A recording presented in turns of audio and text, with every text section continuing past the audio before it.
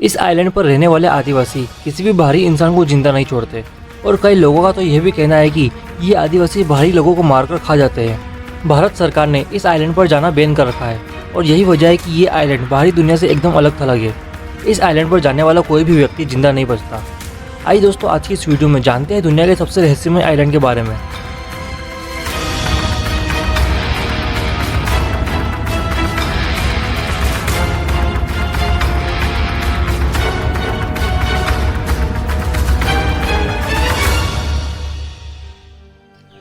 इस आइलैंड का नाम नॉर्थ सेनेटल आइलैंड है, जो कि अंडमान निकोबार आइलैंड की राजधानी पोर्ट ब्लेयर से केवल 50 किलोमीटर दूर है। 60 स्क्वायर किलोमीटर में फैला ये आइलैंड बाहरी लोगों के लिए प्रतिबंधित है। कहते हैं इस आइलैंड पर रहने वाला आदिवासी एक कैनिबल आदिवासी ग्रुप है, मतलब ये आदिवासी बाहरी इंसानों का गोश्त खाना पसंद करते हैं, लेकिन इनके बारे में बहुत कम जानकारी होने की वजह से इनके कैनिबल होने का आज तक कोई सबूत नहीं मिला। आदिवासियों का ये ग्रुप बाहरी दुनिया से एकदम अनटचेबल है। इन आदिवासियों को बाहरी लोगों से मिलना जुलना बिल्कुल पसंद नहीं। ये नहीं चाहते कि कोई बाहरी इंसान यहाँ आए और यही वजह है कि इनके बारे में सबसे कम जानकारी मौजूद है। कई लोगों ने यहाँ जाने की कोशिश की, उनके बारे में जानने की कोशिश की, लेकिन यहाँ जो भी गया वो दोबारा वापस नहीं आ पाया और कोई नहीं जानता उनके साथ क्या हुआ। 4 जनवरी 1991 में पहली बार एक बाहरी महिला इस आइलैंड से बिल्कुल सही सलामत आने में कामयाब रही। इस महिला का नाम मधुबाला चट्टोपाध्याय था, जो कि एक भारतीय एंथ्रोपोलॉजिस्ट थी। ये महिला अपने हेड त्रिलोकनाथ पंडित और कुछ सहयोगी टीम के साथ इस आइलैंड पर गई थी। इनकी टीम अपने साथ कुछ नारियल भी ले गई थी। तो जब इन नारियल को पानी में फेंका गया तो ये आदिवासी नारियल इकट्ठा करने के लिए पानी में उतरे और इस तरह पहली बार एक शांतिपूर्ण मुलाकात सफल रही। इसके लगभग 1 महीने बाद मधुबाला एक बार और इस आइलैंड पर गई थी और ये आखिरी बार था कि जब कोई इंसान सही सलामत इस आइलैंड पर से लौटा हो।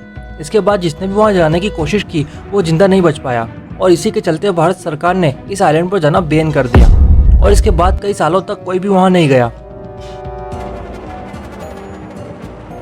लेकिन नवंबर 2018 में जॉन एलन चाउ नाम का अमेरिकन व्यक्ति इस आइलैंड पर इलीगली जाने का फैसला करता है। ये व्यक्ति अपने धर्म क्रिश्चियनिटी से इतना ज्यादा प्रभावित था कि इसे लगता था कि इसे उन आदिवासियों को भी क्रिश्चियनिटी के बारे में बताना चाहिए और इसी वजह से ये व्यक्ति अपनी जान जोखिम में डालकर इलीगली उस आइलैंड पर जाता है। बाहरी व्यक्ति को देखकर आइलैंड के आदिवासी हमला करने लगते हैं और फिर किसी तरह जॉन अपनी जान बचाकर आइलैंड से दूर आ जाता है। लेकिन उसको क्रिश्चियनिटी को लेकर एक जुनून या पागलपन था कि वो व्यक्ति अगले दिन दोबारा वहां जाता है और इस बार वो एक चिट्ठी भी लिखकर छोड़ जाता है, जिसमें लिखा था कि अगर मुझे कुछ हो जाए तो उन आदिवासियों को दोष मत देना। और इसके बाद जॉन कभी वापस नहीं आया।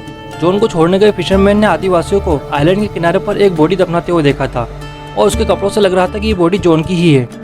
दोस्तों, फिशरमैन की बातों से एक बात तो साफ थी कि ये आदिवासी बाहरी लोगों को मारते जरूर है, लेकिन खाते नहीं, बल्कि आइलैंड के किनारे पर दफना देते हैं और इस तरह इनके कैनिबल होने का कोई पुख्ता सबूत नहीं है। लेकिन इसके बावजूद इस आइलैंड पर जाना मौत को दावत देना है। दोस्तों, इस आइलैंड के बारे में आपकी क्या राय है, कमेंट जरूर करें। मिलते हैं किसी और नई वीडियो में, तब तक के लिए बाय, जय हिंद।